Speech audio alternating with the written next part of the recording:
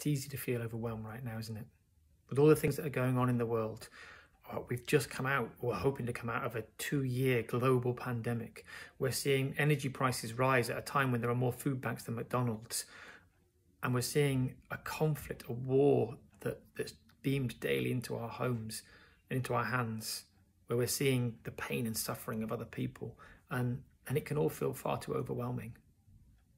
But what I want to say to you today is that it doesn't have to feel like that.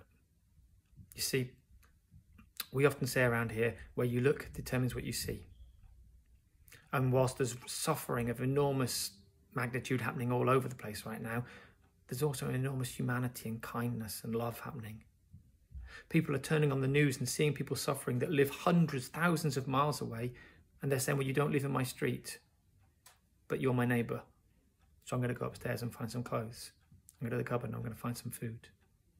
Moms in Poland who are showing up to train stations and leaving pushchairs there in case someone arrives with a child and nothing to put them in.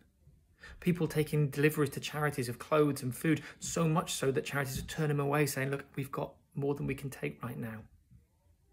There is enormous kindness in people.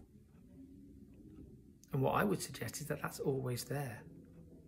We all have a light inside us, a light of kindness, of love, of hope. And we have it there all the time. It's just we often don't see it until it gets dark.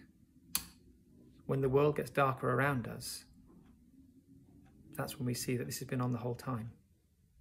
People are full of kindness. People are full of love.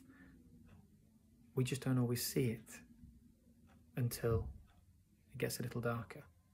So my encouragement to you today is to look for the light, to look for the acts of kindness, of love, and use them to reaffirm to yourself that that's who we are. That's who people are. So choose to look for the good, because where you look determines what you see.